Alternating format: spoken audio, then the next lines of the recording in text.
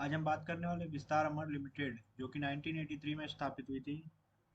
ये आरबीपीएल holding private limited की company है, सब्सिडरी कंपनी है। ये कंपनी का बिजनेस है ट्रेडिंग करना और प्रोसेसिंग करना, फिश और फिश से रिलेटेड प्रोडक्ट एक्टिविटी करना। कंपनी का इतिहास देख लेते हैं। ये कंपनी स्टार्टिंग में जब स्थापित हुई थी तो इसको बुलाया जाता था Subra leasing finance and investment company. ये कंपनी 1984 में लिस्टेड हुई इंडियन स्टॉक मार्केट में। 2000 प्रोडक्शन फैसिलिटी देख रहे थे। 2020 में कंपनी ने फिश मिल बनाना चालू किया, प्रोडक्शन करना चालू किया फिश मिल का, वीरावल गुजरात में। 2021 में कंपनी ने अपना ओल्ड बॉयलर और ड्रायर नए रिजल्टिंग से इंक्रीज कर दिया, कैपेसिटी इंक्रीज कर दिया 30 to 35 टन्स पर डे। पहले कितना था? 20 to 25 टन्स पर डे था। सर्विस देख लेते कंपनी का। कंपनी सर्विस प्रोवाइड करती है मर्चेंट्स, प्रोसेसर्स और ट्रेडर्स का। ये कंपनी देख सकते हो आप एग्रीकल्चर, मरीना, मीट, डेयरी और पोल्ट्री प्रोडक्ट भी सर्विस प्रोवाइड करती है। रेवेन्यू मिक्स देख लेते हैं कंपनी का। फिश मिल से 100% रेवेन्यू आता है कंपनी को। पहले 73% रेवेन्यू आता था 2020 तक। KPM mister Ram Kumar Babulal Panjari CFO appoint किए गए थे 23 अप्रैल 2029 को। और मिस्टर रमेश बाबूलाल पंजरी रिजाइन किया उन्होंने डायरेक्टर और मैनेजिंग डायरेक्टर के पद से। कंपनी के ऊपर कोई भी कर्जा नहीं है, वही इधर बताया गया है। आगे चलते हैं और कंपनी के बारे में और भी जान लेते हैं। कंपनी का मार्केट कैप देख सकते हो आप, 29 करोड़ रुपीज़ का कंपनी का मार्केट कैप है। स्टॉक का पी 10.2 पे ट्रेड कर रहा है। और उसी कंपनी ने इस साल जनरेट किया है 54.8% का। कंपनी का फ्यूचर कैश फ्लो 86। प्रॉफिट में कंपनी ने ग्रोथ लाया 54% का। रिटर्न ऑन एसिड कंपनी ने इस साल जनरेट किया 19.6% का। कंपनी के ऊपर कोई भी कर्जा नहीं है पिछले 7 साल से। इन्वेंट्रीज देख लेते हैं, 1.86 करोड़ रुपीज़ का कंपनी ने इन्वेंट्रीज रखा है। कंपनी का एक शेयर का प्राइस कंपनी का एक शेयर का प्राइस मार्केट में 90.5 रुपीज़ पे ट्रेड हो रहा है। बुक वैल्यू है कंपनी का 21.1 रुपीज़। आरओई कंपनी ने जनरेट किया इस साल 40.7% का। कंपनी के ऊपर शॉर्ट और लॉन्ग टर्म डेब्ट दोनों मिला के 0.00 करोड़ रुपीज़ का कर्जा है। कंपनी का अर्निंग पर शेयर 8.91 रुपीज़ है। कंपनी के ऊपर डेब्ट तो 0.01 करोड़ है। ट्रेड रिसीवेबल कंपनी का 1.91 करोड़ रुपीज़ है। कंपनी का फेस वैल्यू 10 रुपीज़ है। हाई है कंपनी का 133 रुपीज़, लो है 43.6 रुपीज़। कंपनी डिविडेंड याइल्ड नहीं प्रोवाइड करती है। प्रॉफिट आफ्टर टैक्स कंपनी ने इस साल जनरेट किया 2.85 करोड़ रुपीज़ का।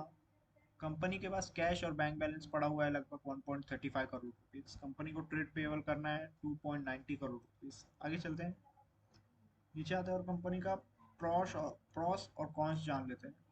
प्रॉस जान लेते हैं पहले। कंपनी लगभग डेट फ्री है। कंपनी से एक्सपेक्टेशन है कि आगे आने वाले क्वार्टरली रिजल्ट कंपनी अच्छा जनरेट करेगी। कंपनी ने रिटर्न ऑन इक्विटी पिछले 3 साल में एवरेज 27.13% के हिसाब से जनरेट किया है। कंपनी ने अपना डेटर्स डे इंप्रूव किया है 86.24 डेज से 51.70 डेज तक कर दिया है। और कौन जान लेते कंपनी का। ये कंपनी ने प्रॉफिट बार बार एक ही जैसा जनरेट किया है। समझो कि 6 करोड़ जनरेट किया था पिछले साल, तो आज भी 6 करोड़ 20 लाख ऐसा जनरेट किया है, ज़्यादा नहीं जनरेट किया है। और पीयर्स कंपैरिजन देख लेते हैं। पीयर्स कंपैरिजन में अदानी एंटरप्राइजेज है, जिसका करंट प्राइस एक शेयर का मार्केट में चल रहा है 1618.70 रुपीज़। मार्केट कैप है 1,78,026.26 करोड़। और रेडिंगटन इंडिया है 153.60 रुपीज़ चल रहा है मार्केट में शेयर प्राइस। और मार्केट कैप है 12,003.17 करोड़ रुपीज़। MMTC है, MMTC, जिसका करंट प्राइस चल रहा है मार्केट में 44.90 रुपीज़। और मार्केट कैप है 6,735 रुपीज़। रेन इंडस्ट्री है, जिसका मार्केट कैप है, जिसका करंट प्राइस चल रहा है मार्केट में 199.20 रुपीज़। और मार्केट कैप है 6,700.09 करोड़ का। एजेस लॉजिस्टिक है, जिसका करंट प्राइस मार्केट में चल रहा है 171.80 रुपीज़। और मार्केट कैप है 6,030.18 करोड़। सुमाई होम इंडस्ट्री है, जिसका मार्केट कैप है 400.70 रुपीज़। और मार्केट कैप है 2896.92 करोड़। पीटीसी इंडिया है जिसका शेयर का प्राइस चल रहा है मार्केट में 86.20 रुपीज़ और मार्केट कैप है 2551.61 करोड़ रुपीज़।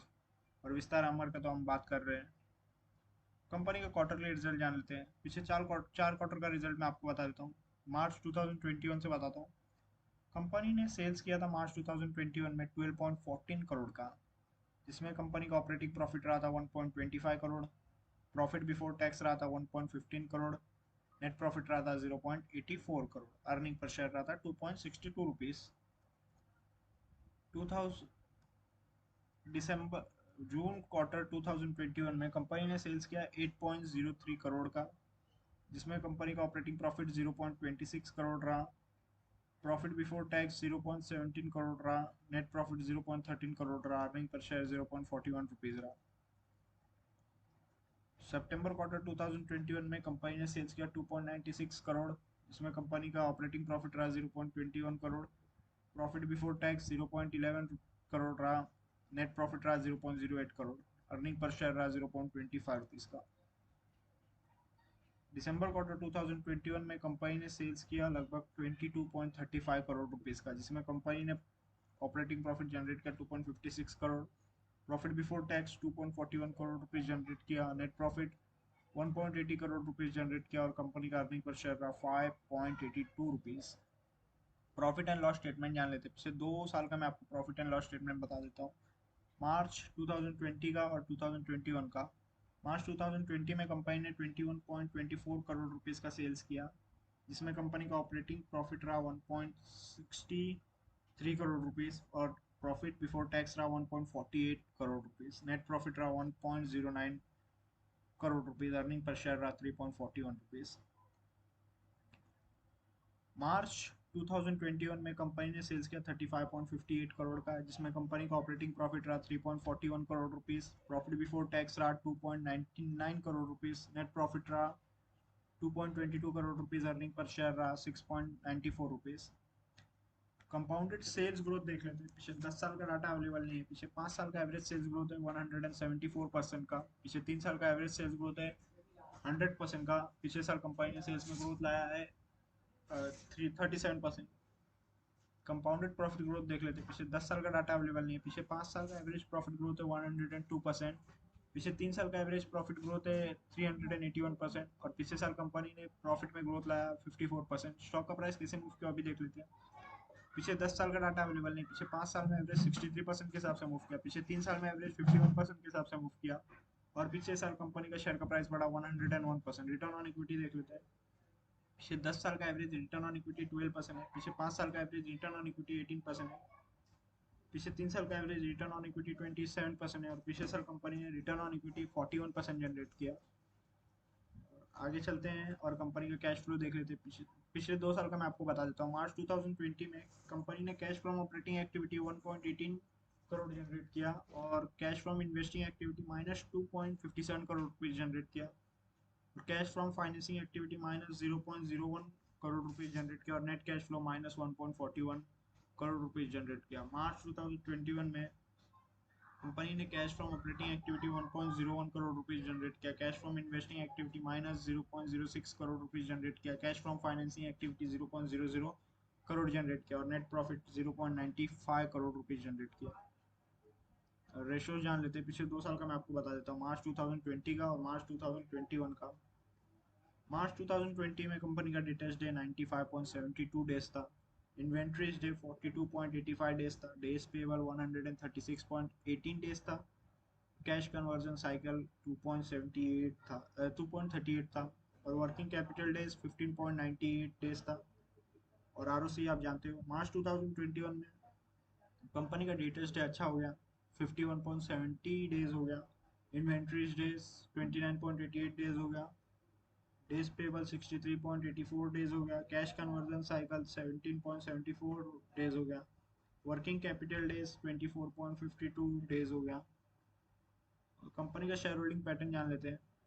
सितंबर क्वार्टर 2021 में प्रमोटर्स का होल्डिंग 65.63% रहा, पब्लिक होल्डिंग 34.38% रहा, दिसंबर क्वार्टर 2021 में प्रमोटर्स का होल्डिंग 65.63% रहा, पब्लिक होल्डिंग 34.38% रहा। अगर आपको वीडियो अच्छा लगा तो प्लीज़ वीडियो को लाइक करें, शेयर करें, कमेंट करें और चैनल को प्लीज़ सब्सक्राइब